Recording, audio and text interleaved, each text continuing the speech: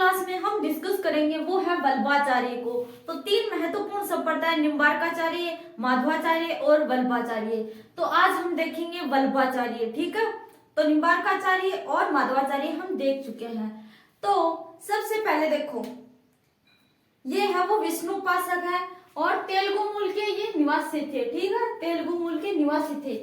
इन्होंने जो दर्शन दिया था वो दिया था शुद्धाद्वैत दर्शन, ठीक है, शुद्धाद्वैत दर्शन, शुद्धाद्वैत दर्शन, ठीक है।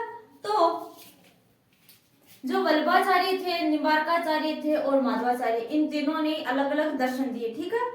अब देखो, इनके जो दर्शन का नाम है वो है शुद्धाद्वैतवाद, ठीक है, शुद्धाद्वैत, शुद्धाद्वैत, ठीक है। विजयनगर के तत्कालीन शासक थे भाई कृष्ण देव राय, विजयनगर के तत्कालीन शासक थे कृष्ण देव राय। तो इन्होंने है वो इन्हें महाप्रभु की उपाधि से सम्मानित किया। तो विजयनगर का एक शासक था कृष्ण देव राय, तो उन्होंने जो वल्लभाचार्य है उनको महाप्रभु की उपाधि से सम्मानित किया। अब देखो, वल्लभाचार्य जी का जो विवाह हुआ था वो हुआ था महालक्ष्मी से, महालक्ष्मी से इनका विवाह हुआ और इन्हें दो पुत्र रत्न की प्राप्ति हुई थी। वल्लभाचार्य के पुत्र थे गोपीनाथ जी और विठलनाथ जी। तो पिता के समान ही बेटे भी है वो बहुत कुछ करेंगे। तो जो विठलनाथ जी है, हमारे विठलनाथ जी किसके पुत्र है? वल्लभाचार्य की। वैसे वल्लभाचार्य वैसे विठल, ठीक है, और गोपीनाथ जी भी इनके पुत्र थे, ठीक है। तो जो विठलनाथ जी है, इन्होंने है वो विठलनाथ जी के समय यह संप्रदाय है वो पुष्टि मार्गी संप्रदाय के नाम से जाने लगा। तो विठलनाथ जी के समय, विठलनाथ जी कौन है? वल्लभाचार्य का पुत्र। तो वल्लभाचार्य का पुत्र कौन है? विठलनाथ, ठीक है। तो विठलनाथ जी के समय ये जो संप्रदाय था हमारा वल्लभाचार्य संप्रदाय, ये पुष्टि मार्ग के नाम से जाना जाने लगा, पुष्टि मार्ग, ठीक है। अब देखो, विठलनाथ ने अष्टछाप नामक एक कवि मंडल की स्थापना की थी, ठीक है। तो विठलनाथ ने अष्टमंडल, अष्टछाप, अष्टछाप, ये अष्टछाप है भाई। विठलनाथ ने अष्टछाप नामक एक कवि मंडल की स्थापना की थी। इसमें क्या था कि 8 है वो कवि थे, 8 कवि का एक मंडल बनाया था, ठीक है, संगठन, ठीक है, जिनको अष्टछाप बोलते थे, ठीक है। अब देखो, अकबर है वो इनकी विद्वानता से प्रभावित हो जाता है। तो देखो, अकबर ने विठलनाथ जी की विद्वता से प्रभावित होकर जो इन्हें है वो चाकदार बाग, ये बाग है चाकदार बाग, ठीक है, और अपनी जो राजकीय पोशाक थी, जिस राजकीय पोशाक को बोलते थे कुलह, पहनने की अनुमति दी, ठीक है। तो अकबर भी इनकी जो वीरता है, इनकी विद्वानता से प्रभावित होकर, विद्वता से प्रभावित होकर चाकदार बाग और अपनी राजकीय पोशाक जिसको बोलते थे कुलह दी कि आप ये पोशाक है वो पहनो, ठीक है।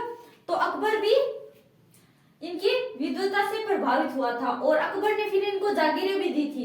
तो अकबर द्वारा जागीर के रूप में इनको दिया गया था गोकुल, गोकुल का क्षेत्र और जतीपुरा गांव की जागीरें दी गई थी, ठीक है। तो गोकुल व जतीपुरा गांव की जागीरें है वो किसने दी थी? तो अकबर ने दी थी, किनको? विठलनाथ जी को, जो कि थे वल्लभाचार्य के पुत्र, ठीक है। अब देखो, वल्लभाचार्य ने वृंदावन में श्रीनाथ मंदिर की स्थापना की थी। तो वल्लभाचार्य जी यानी कि इनके पिताजी, उन्होंने है वो वृंदावन में श्रीनाथ मंदिर की स्थापना की, श्रीनाथ मंदिर की स्थापना की, ठीक है। ये नाम पहले भी आ चुका है। अब देखो, जो ये मंदिर है, यहाँ पर है वो कृष्ण के बाल स्वरूप की पूजा की जाती है, ठीक है। तो इस दर्शन में हमें जो कृष्ण के बाल स्वरूप है उसकी पूजा है वो देखने को मिलती है, ठीक है।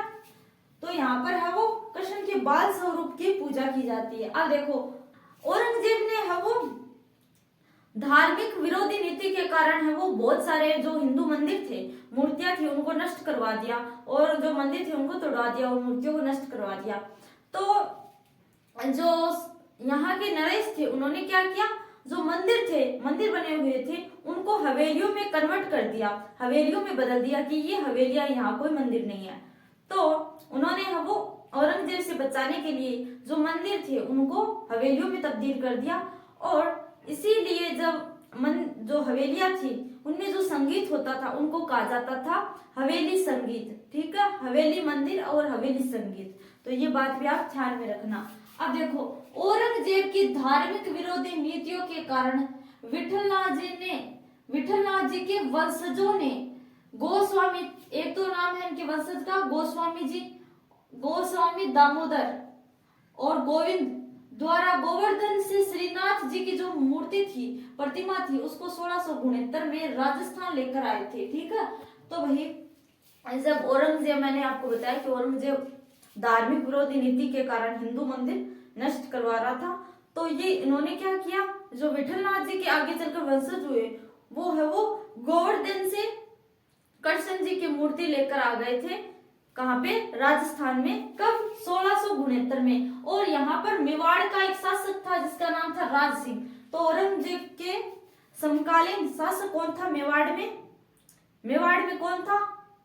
राज सिंह। इन दोनों की बिल्कुल भी नहीं बनती थी। तो राज सिंह मेवाड़ का राजा है, राज सिंह, ठीक है। इसकी अनुमति से जो बनास नदी के तट पर सियाड़ गांव नाथ द्वारा में ये मूर्ति है वो स्थापित की गई थी, ठीक है। तो अब देखो प्रमुख पीठ है मंदिर कहाँ पे है वो देखो। सबसे पहले है गोकुलनाथ का मंदिर, यूपी में पड़ता है, गोकुलनाथ यूपी। मथुरेश जी वेरी वेरी इंपोर्टेंट, ठीक है, ये है कोटा में। मथुरेश जी कहाँ पे है? कोटा में बैठे हैं मथुरेश जी। द्वारिकाधीश जी, तो द्वारकाधीश जी का मंदिर है वो कांकरोली, जो राजसमंद है हमारा, वहां पे है। तो कमेंट में बताना कि जो राजसमंद है इसका शुभंकर क्या है। आप देखो बालकृष्ण जी, मथुरेश जी कहाँ मिलेंगे? कोटा में। द्वारकाधीश जी कांकरोली राजसमंद में। बालकृष्ण जी, बालकृष्ण स्वरूप की पूजा कहाँ पे होती है? सूरत गुजरात में। और गोकुल चंद्र जी ये है कामा भरतपुर में। तो ये प्रमुख है वो मंदिर है, जो पीठे हैं वो भगवान कृष्ण की है। तो ये चीजें आपको ध्यान में रखनी है। तो मिलते हैं नेक्स्ट वीडियो में। मैंने बताया कि यहाँ पर है वो कृष्ण के बाल स्वरूप की पूजा की जाती है, और कृष्ण के बाल स्वरूप की पूजा और कहाँ की जाती है? जो सूरत गुजरात है वहां पर भी की जाती है, ठीक है, बाल कृष्ण जी की पीठ।